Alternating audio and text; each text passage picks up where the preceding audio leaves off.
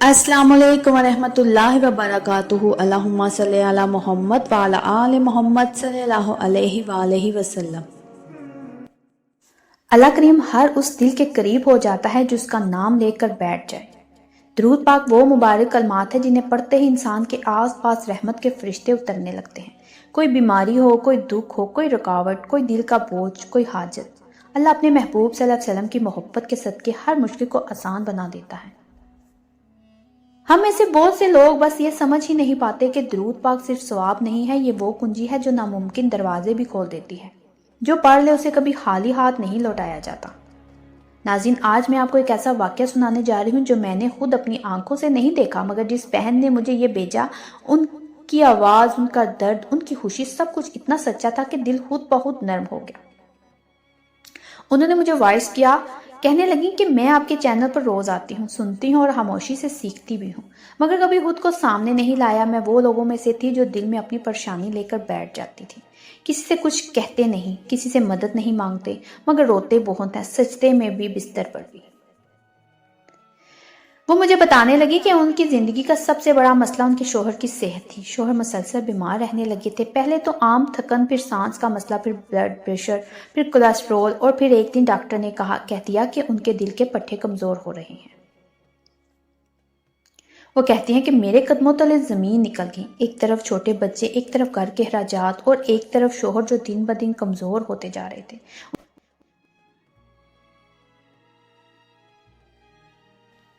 ان کے علاج کے خرچے بھی بڑھتے جا رہے تھے۔ کہتی ہیں میں نے کبھی زندگی میں اتنی بے بسی محسوس نہیں کی تھی جتنی اس وقت کی۔ ان کے شوہر بظاہر ہنستے رہتے مگر رات کو سانس کی تکلیف سے جاگ جاتے۔ دعائیں اثر کرتی تھیں مگر پھر درد واپس آ جاتا۔ وہ بہن کہنے لگی کہ میں اس وقت بس اللہ سے یہی مانگ رہی تھی کہ مالک، مجھے نہیں معلوم میں کیا کروں، میں کہاں جاؤں، میں کس سے مدد مانگوں، بس تو ہی کوئی راستہ کھول دے۔ پھر ایک رات جب شوہر بہت زیادہ بیمار تھے اور وہ بہن خود بھی روتے روتے تھک گئی تھی، تو دل نے کہا کہ میں درود پاک پڑھ کر دعا کروں گی۔ کہتی ہیں کہ میں نے موبائل کھولا تو آپ کی وہ ویڈیو سامنے آ گئی جس میں آپ نے کہا تھا کہ اگر زندگی میں کچھ بھی مشکل ہو جائے تو روزانہ 100 بار درود ابراہیمی پڑھ لیا کرو، اللہ راستہ بنا دیتا ہے۔ آپ جب سمجھاتی ہیں تو بہت اچھے طریقے سے سمجھاتی ہیں، تو آپ نے انہی میں ایک لفظ کہا تھا کہ 100 بار درود ابراہیمی پڑھ لیا کرو، اللہ راستے بنا دیتا ہے۔ کہتی ہیں کہ اس وقت میں نے آنسو صاف کیے اور دل میں ارادہ کیا کہ میں اب روزانہ 100 مرتبہ ضرور پڑھوں گی، چاہے کسی بھی حالت میں ہو، اور میں نے وہی رات سے شروع کر دیا۔ وضو کیا، جائے نماز بچھائے، بیٹھ کر 100 مرتبہ درود ابراہیمی پڑھا دل سے۔ کہتی ہیں جب پہلے دن پڑھا تو دل رو رہا تھا، یقین کم تھا، خوف زیادہ تھا۔ پھر اگلے دن پڑھا تو دل میں تھوڑی تھوڑی امید جاگنے لگی۔ پھر اس سے اگلے دن پڑھا جیسے سینے کے اندر کوئی بوجھ ہلکا ہو رہا ہو۔ چوتھے دن انہوں نے شوہر کے لیے خاص دعا کی کہ یا اللہ، اگر شفا تیرے ہاتھ میں ہے تو ان بند دروازوں کو بھی کھول دے۔ کہتی ہیں اس دن کے بعد ان کے پاؤں زمین میں جم کر رکھ دیے۔ صبح کے وقت ان کے شوہر نے کہا کہ آج سینے میں عجیب سی ہلکی خوشگوار کیفیت ہے، سانس بھی آسان لگ رہا ہے۔ انہیں لگا شاید یہ رات کی دعا کا اثر ہوگا، مگر اگلے دن بھی وہی سکون، پھر اگلے دن بھی۔